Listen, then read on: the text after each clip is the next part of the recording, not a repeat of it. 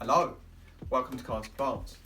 Today I'm going to show you how you can repot your ever-growing calatheaorbifolia, which is one of the giant calatheas that you can get on the market. She's in desperate need of TLC, as you can see. Let's get started. Right, so I'm actually potting her from this pot into this pot. It's literally an inch bigger all over, so it's in the next size. And what I'm going to do is just gently caress the bottom. There you are. She doesn't really need repotting, but I can just see there. Can you see these new shoots? Active bulb shoots, or root rhizome shoots. I just want to get rid of some of that soil. I feel like it's missing some air, perlite, something like that. So, yeah, the roots are really dry.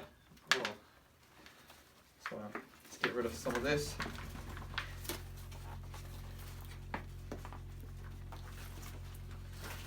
Right, so you can see how much I've emptied.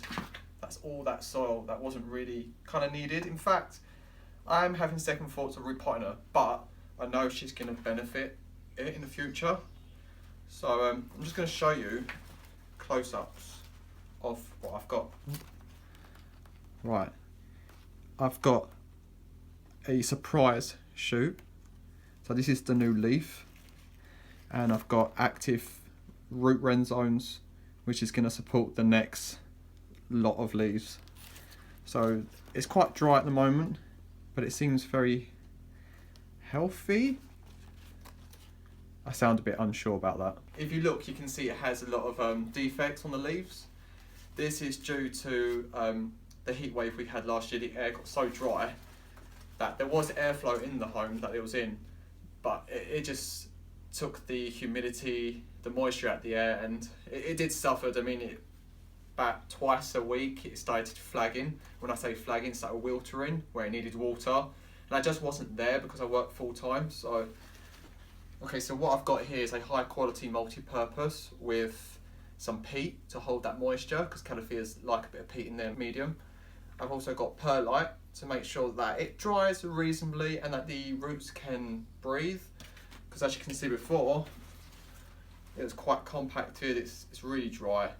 So yeah, now let's get repotting in the next size up. I'm just going to add some layering at the bottom of the pot to make sure it sits level enough. Give it a tap, and then place my calathea.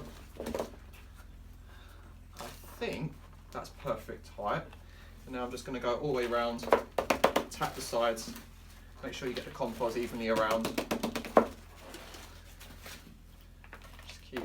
Don't worry about making a mess.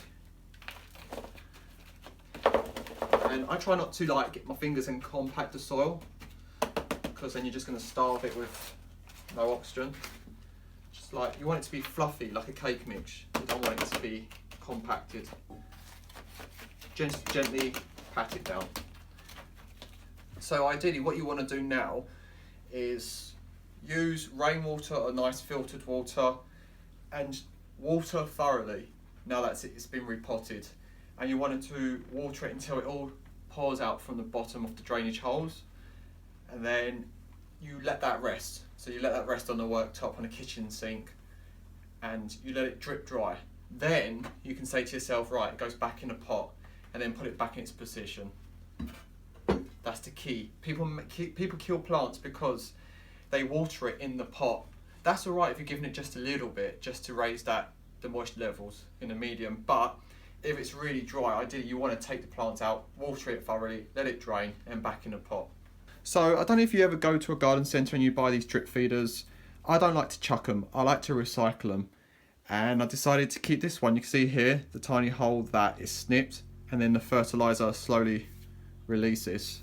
However, I use it for rainwater, and I replenish this every week. And what I do, I grab it, I place it upside down in the pot, and then the plant should take it down.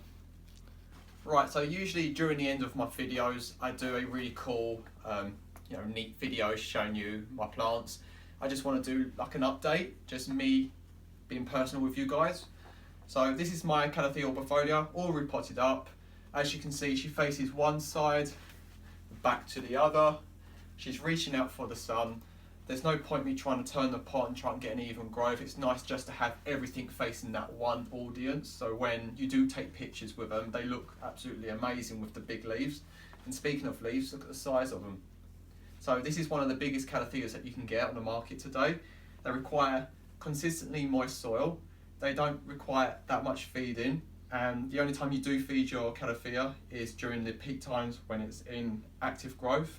So I've got some growth in mind. I'm not going to feed it just yet. I'm looking around May time, May, June, July. And a room, the right requirements for it is a bright room or a shady bright room. When I say shady bright room, that is a north facing room that doesn't get any direct sun, just a bright room, and to me that's shady bright.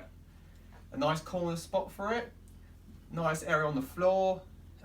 Keep it away from paths where it's going to get bashed, because if you're going to have that, you're going to get this.